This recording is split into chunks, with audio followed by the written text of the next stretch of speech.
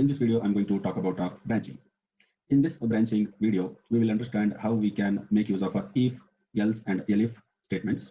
So we will understand how to apply a condition and how we can branch it based on multiple conditions.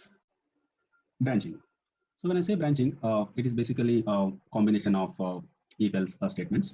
So with the help of if, elif, or else statement, I will be able to do some kind of calculations and try to compare some data and things like that. So we'll see some of the tasks what we can do, and we'll understand what exactly it is. So branching is just a concept here.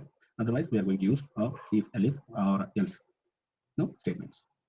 So let's understand. Here I'm assigning a for to value I. So I is basically a variable now, right? Then I'm checking here. I'm using the if, right? This guy.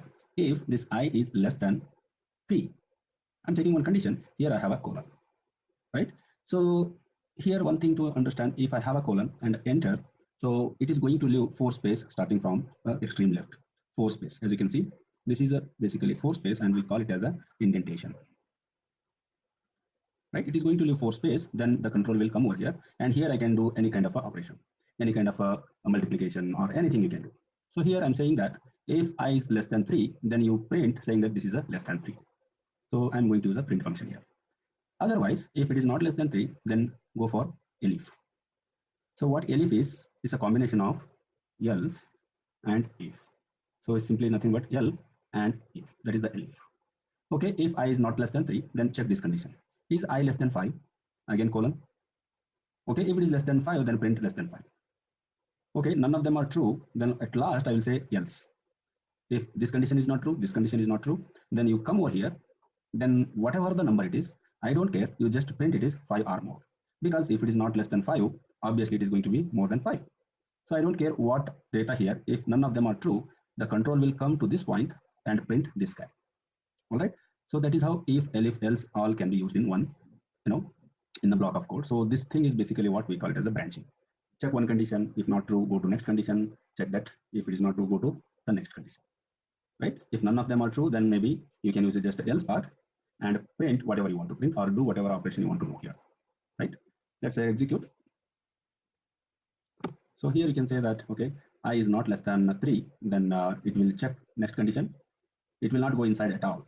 No way. So it will check the next condition. If it is a true, then it will control will come inside and find what needs to be done. And here we have a print function and it is printing less than 5. All right. So that's how you can interpret this if, elif, and else. Let's see some more other ways of writing a if condition, else condition, and other things. So here I am saying assign 29 to variable I, assign 19 data to variable j, right? And I'm saying that if I greater than j, so this time I'm not using any number directly because I have assigned this data to this and this guy to this. Now I can start using only I and the j, right? If I use directly this number, we can call it as a hard coding, which is not the best practice in industry. We always assign data to one variable and use that variable for the comparison. So that is what we are trying to do here. If I is greater than j, this colon, even if you don't enter, that is also fine. So you can continue printing this one. All right, so that you can always do. All right, so here I'm saying if I greater than j, print I is greater than j. All right, let's see. I is greater than z. I can change this to 39. Now what happens? Nothing will happen. It will check the condition. No, it is not satisfying. So do nothing. There is nothing. I did not give any else part here. Right? So that's how this will work. It is not going to throw any error. I'm just checking a condition. If this is this, yes, then print it. Otherwise, don't do anything.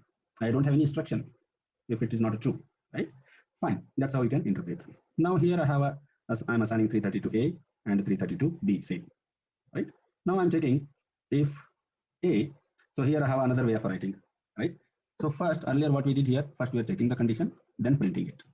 So here what I'm trying to do, I will print this A only when the next condition is true. You print A if at all A greater than B. Then only you print A. If it is not equal or if it is not greater than B, then go to the else part.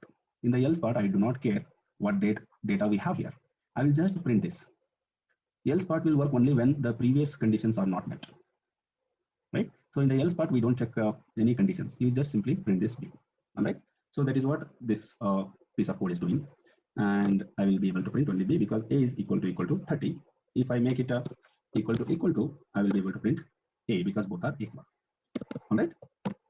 Now again, let's interpret. So there are different ways of writing a code. That is what we are trying to understand here, right? So in this case, what is happening here? Let's understand. Here I'm saying that print A if and only if A greater than B, right? Which is a false in this case. And then it will check the else condition, right? In the else condition, what I'm saying in the else part basically, print equal to, this is again some print statement, that's all. So I'm using a print function and there's some data I wanted to print, if and only if A equal to B, which is correct here. And again, I'm saying else part, there I don't have any condition. If this is fail and if this fails, you print B. But in our case, this condition is true and the respect to print is this guy. All right. So that's how you can interpret. Now I'm getting this equal sign. I can change it to anything. So like a print, it's equal, some is equal, right? Something I can print here. Print it's equal. So I can just say it's however I want to print it. Okay. So basically the idea is basically to understand how to write multiple, we have multiple ways to print something based on different conditions and how we can make use of those conditions. We can print in different ways, right? I can apply this if condition in different ways. So that is what we are trying to understand. And one more way is here I'm checking if A greater than B and C greater than A. If both conditions are matching, then you go ahead and print this. So here it is one of the condition is not true here. So here I'm saying A greater than B.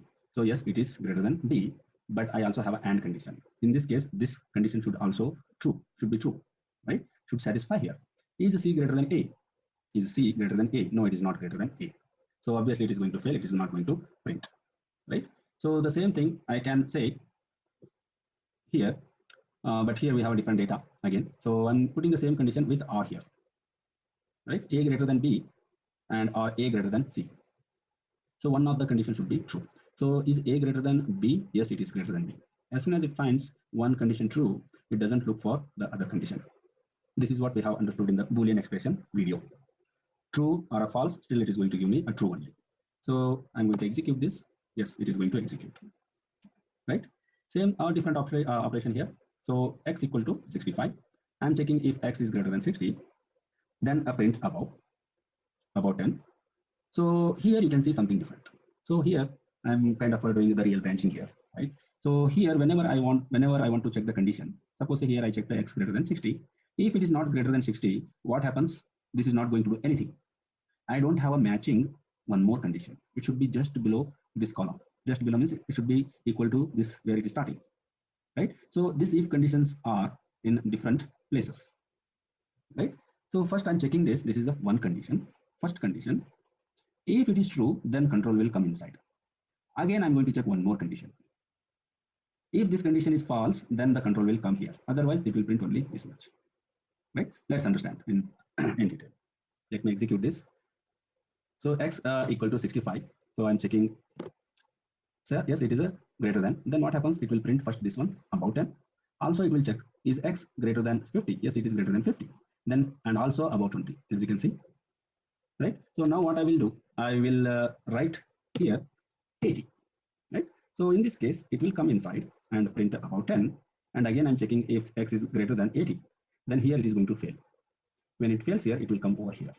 Then it is going to print, but not about 20, right? Let me print that, right? That is how it is going to work. Let's see here. If b greater than a, then I will say pass. Pass does nothing. Nothing means absolutely nothing. It will execute, nothing will happen. It is just like, okay, you want to check this condition and move on.